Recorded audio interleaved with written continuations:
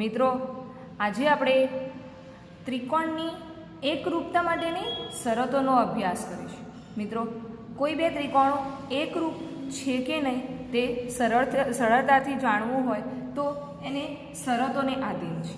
તો એના માટે બે પ્રશ્નો છે કે શું આપણી પાસે કોઈ ત્રિકોણની એક બાજુનું માપ કે બે બાજુના માપ આપેલા હોય તો આપણે ત્રિકોણ રચી શકીએ છીએ? તમને શું લાગે છે?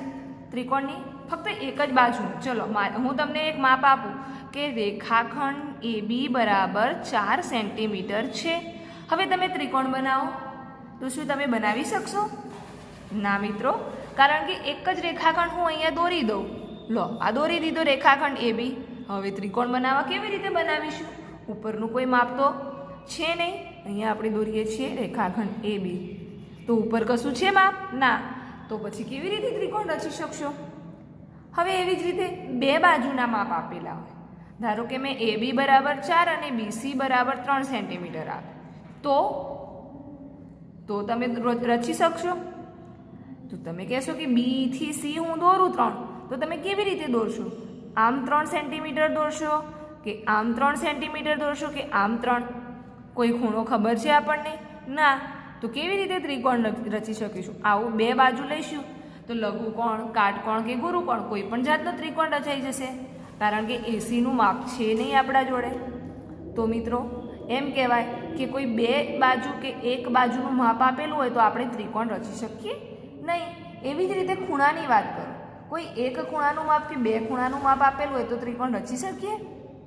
તો મિત્રો તમે જાણી શકો છો કે ખૂણો એ બરાબર ધારો કે એમ કહે કે 30 સેન્ટીમીટર લો, 30 અંશ લો, તો ખૂણો એ 30 અંશ આપી દીધો તો તમે ત્રિકોણ રચી શકશો? કેવી રીતે રચશો? ક્યાંથી દોરશો? હવે એ અને બી બંને આપ્યા છે, બી બરાબર 40 અંશ આપ્યા છે, તો પણ તમે રચી શકશો નહીં, કારણ કે બંને ખૂણાનું માપ દર્શાવવા માટે કોઈ આધાર તો જોઈએ ને, જે આપણી પાસે છે નહીં। તો મિત્રો આ બે પ્રશ્નો પરથી આપણે એવું સમજી શકીએ છીએ કે કોઈ એક કે બે માપ વડે ત્રિકોણની રચના ન કરી શકે। ત્રિકોણ 3 માપનો ખૂણો છે તો ઓછામાં ઓછા 3 માપ હોય તો જ ત્રિકોણ રચી શકાય। કોઈ પણ ત્રિકોણની રચના કરવા માટે ઓછામાં ઓછા 3 માપ આપેલા હોવા જોઈએ। જો આપણે 3 માપ આપીએ તો સરળતાથી ત્રિકોણની રચના કરીશું। હવે એ 3 માપ કેવા કેવા હોઈ શકે? તો એના આધારે એની શરતો નક્કી કરવામાં આવી છે। તો ત્રિકોણને ના 3 માપના આધારે નક્કી કરવામાં આવેલી શરતમાં એક છે બાબા, બીજી છે બાખુબા, ત્રીજી છે ખુબાખુ અને ચોથી છે કાકબા। તો આ શું છે? બા શું છે? તો બા એટલે કે બાજુ, બાજુ અને બાજુ, એટલે કે આ શરત મુજબ ત્રિકોણના 3 બાજુના માપ આપેલા હોય તો આપણે સરળતાથી ત્રિકોણ રચી શકીએ છીએ અને એને એકરૂપ ત્રિકોણ પણ મેળવી શકીએ છીએ। ધારો કે મેં AB બરાબર માપ આપ્યું છે 4 સેન્ટીમીટર, BC બરાબર માપ આપ્યું છે 3 સેન્ટીમીટર અને AC બરાબર માપ આપ્યું છે 5 સેન્ટીમીટર, તો ત્રિકોણ બની શકે ને? તો 3 બાજુની મદદથી આપણે ત્રિકોણ રચી શકીએ છીએ। એવી જ રીતે બાખુબા, બાજુ, ખૂણો ને બાજુ, એમાં શું થશે? બે બાજુના માપ આપ્યા હશે અને એક ખૂણાનું માપ આપ્યું હશે, બાખુબા, અને ખૂણો કેવો હશે? બે બાજુની વચ્ચે, જેથી આપણે ત્રિકોણ રચી શકીશું। કેવી રીતે?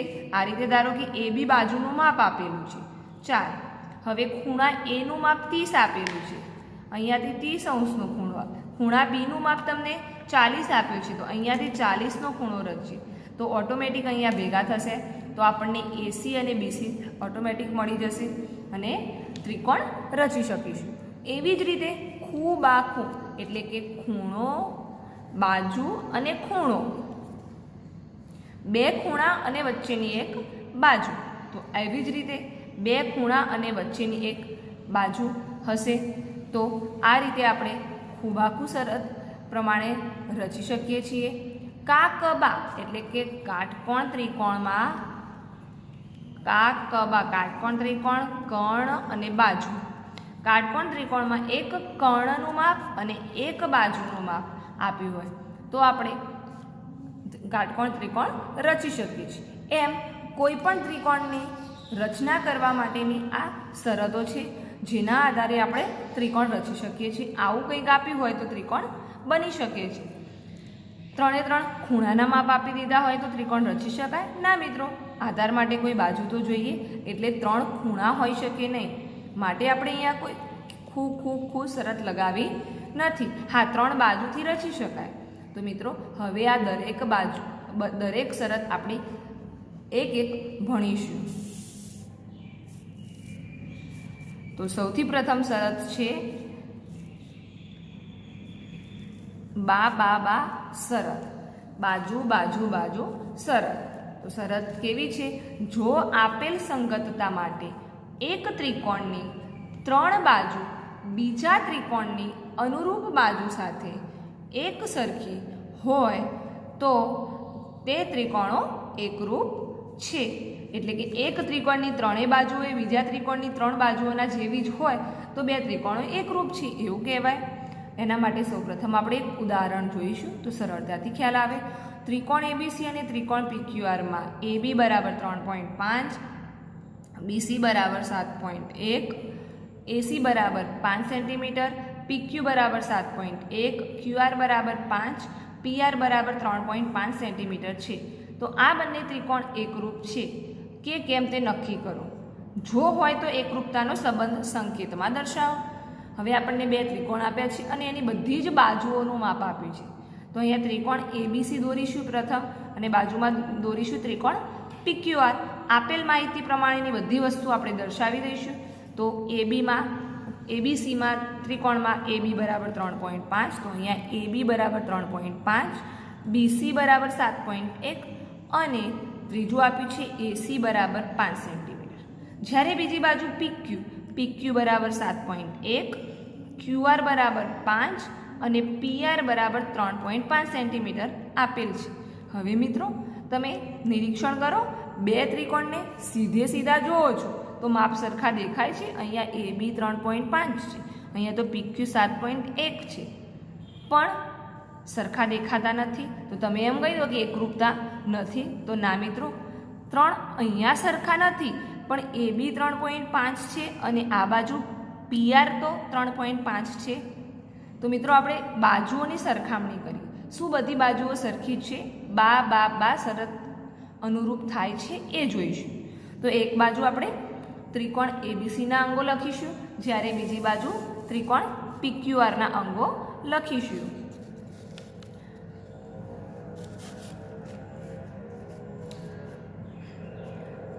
જુઓ, હવે આપણે અહીંયા જોઈશું કે એબી બરાબર પીઆર બરાબર 3.5 સેન્ટીમીટર, બીજી બાજુ બીસી બરાબર પીક્યુ બરાબર 7.1 સેન્ટીમીટર અને ત્રીજામાં એસી બરાબર ક્યુઆર બરાબર 5 સેન્ટીમીટર આપેલ છે.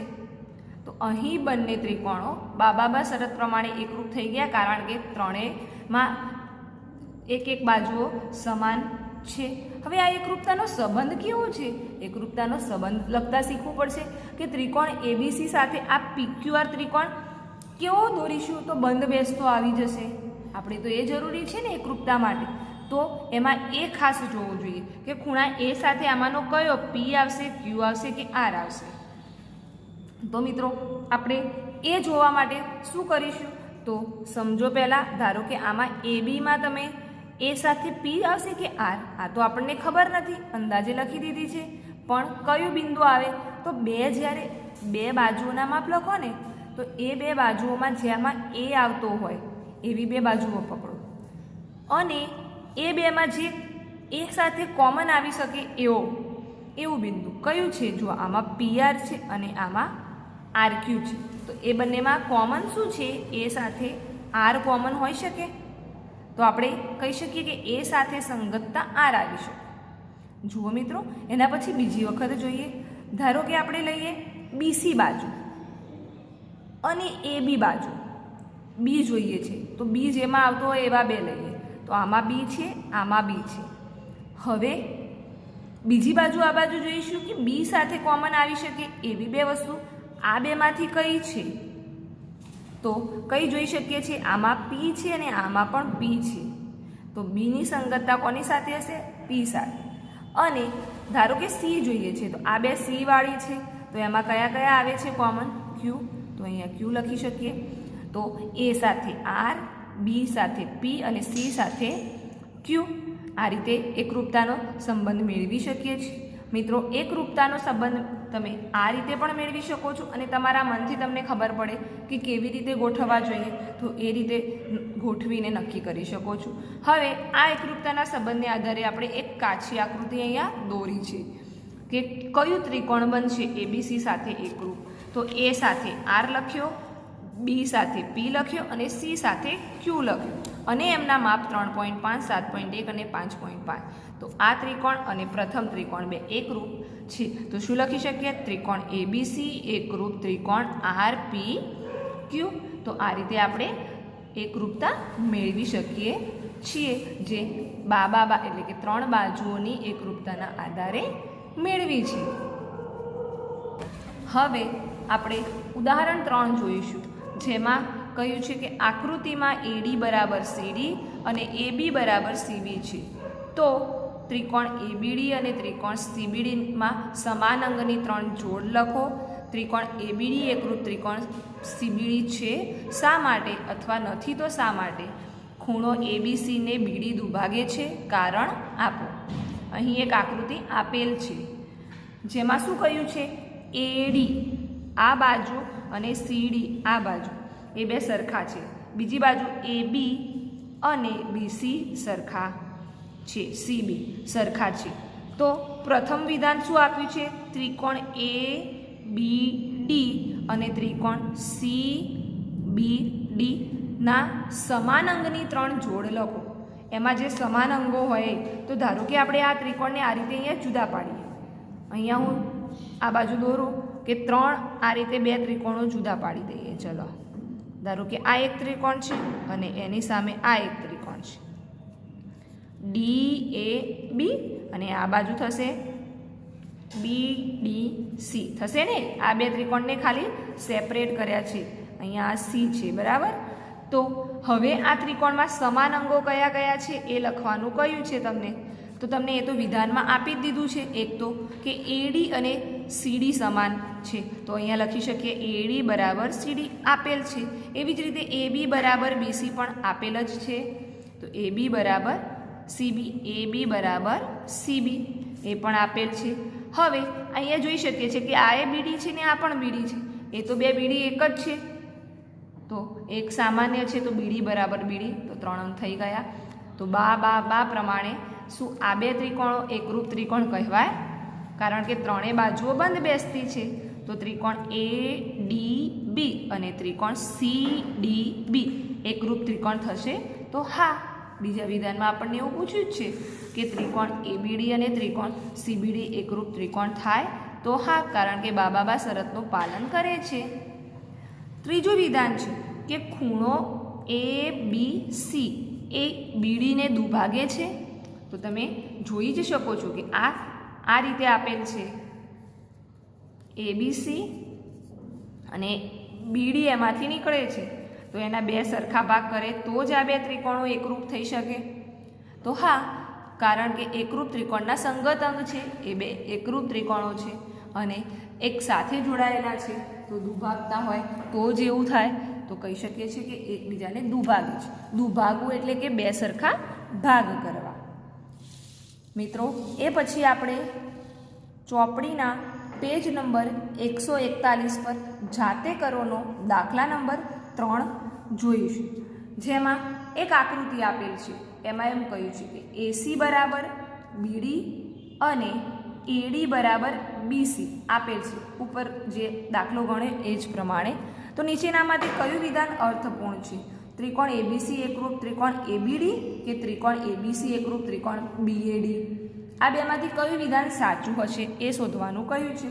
તો મિત્રો, દાખલા નંબર 1 માટે લખ્યું કે ત્રિકોણ એબીસી એકરૂપ ત્રિકોણ એબીડી. હવે જો આ 2 ત્રિકોણોને એકરૂપ કરવા હોય તો એની બધી બાજુઓ એકરૂપ થતી હોવી જોઈએ. તો આપણે અહીંયા લખીએ. ધારો કે પહેલી બાજુ છે એબી બરાબર એબી. હા, તો એબી તો એના સામાન્ય બાજુ છે તો સરખી થાય છે, બરાબર.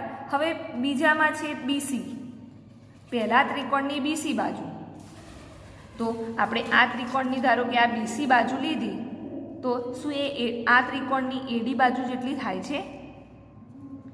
બીસી બાજુ એ એડી બાજુ જેટલી થતી નથી. તો બીસી એ એડી જેટલી છે, તો અહીંયા તો બીડી જેટલી થાય છે, કારણ કે બીસીની જોડે તો બીડી આપેલા છે, જે કદી પણ થાય નહીં, કારણ કે બીસીની એડી બે સરખા છે. તો બાબા શરતનું પાલન કરતા નથી, તો આ ત્રિકોણ રચવું શક્ય છે નહીં. હવે એવી જ રીતે બીજી એક શરત આપે છે કે એબીસી એકરૂપ બીએડી. શું આ એકરૂપતા શક્ય છે?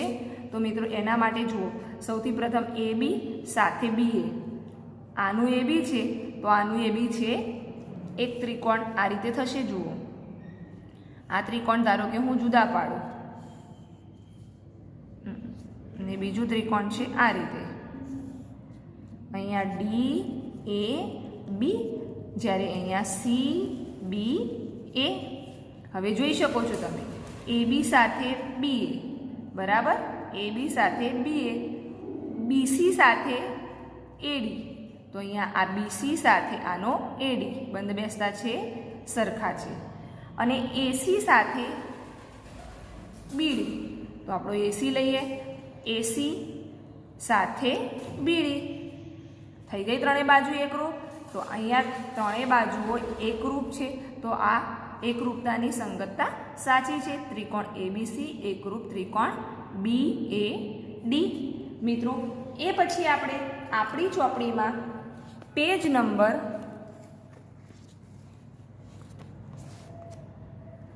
140 ઉપર જાતે કરોમાં થોડા એક બાબાની એકરૂપતાની શરતને આધારે ત્રિકોણોની જોડ એકરૂપ છે કે નહીં, અને જો હોય તો એ ત્રિકોણોને સાંકેતિક સ્વરૂપમાં લખો એવો પ્રશ્ન આપેલ છે, જેમાં આપ્યું છે ABC ત્રિકોણ અને PQR ત્રિકોણ, અને બધી બાજુઓના માપ આપેલા છે. હવે જો આ બે એકરૂપ છે તો કઈ સંગતતા માટે એકરૂપ છે, કયા અંગો એકરૂપ છે એ જણાવો. તો તમે અહીંયા જોઈ શકો છો, AB બરાબર 1.5, PQ બરાબર 1.5, BC બરાબર 2.5, QR બરાબર 2.5 અને AC બરાબર 2.5 અને PR બરાબર 2.2 સેન્ટીમીટર. તો તમે કહી શકો છો કે ત્રિકોણ ABC એકરૂપ ત્રિકોણ PQR, A સાથે P, B સાથે Q અને C સાથે R બંધ બેસતા છે. કહી શકીએ છીએ ને? હા. તો બાબા શરત પ્રમાણે આ એકરૂપ છે. હવે એવી રીતે બીજા દાખલામાં શું આપ્યું છે? DEF અને LMN માપ 3.2, MN બરાબર 3. તો અહીંયા શું લખીશું આપણે? પહેલાં DE બરાબર 3.2 અને આ બાજુ કઈ છે? MN સરખા માપની. આ બાજુ EF સાથે કઈ બાજુ સરખી છે? 3 અને આ બાજુ LM. જ્યારે DF સાથે 3.5 અને LN બરાબર 3.5 છે. તો હવે આમાંથી તમારે કયું બિંદુ કોની સાથે સંગત છે એ શોધવું હોય તો આપણે આગળ પેલો દાખલો ગણ્યો એ પ્રમાણે જોવાનું. બે બાજુઓમાં જે કોમન આવતું હોય, ધારો કે આ બેમાંથી E કોમન છે તો આ બાજુ E કોમન, Eની સાથે જે કોમન આવી શકે એવું અંગ કયું હશે? M હશે. તો E સાથે કોમન બિંદુ કયું હશે? M. તો આપણે E સાથે કોમન DEF માં E સાથે કોમન બિંદુ કયું લઈશું? M. હવે D સાથે, આ બે D વાળા છે તો D માં MN છે અને LN છે. હા, તો D માં કયો કોમન આવ્યો? N. તો D સાથે N, તો બાકી વધ્યો કયો? L. મિત્રો હવે તમે DEFની સાથે અહીંયા NML ત્રિકોણ દોરી જુઓ તો બંને એકરૂપ ત્રિકોણ જોવા મળશે, સરખા માપ સાથે જોવા મળશે. તો આ રીતે આપણે એકરૂપતાની સંગતતાઓ મેળવી શકીએ છીએ કે ત્રિકોણ DEF એકરૂપ ત્રિકોણ NML હશે. એવી જ રીતે દાખલા નંબર 3 અને 4 જાતે કરવાના રહેશે.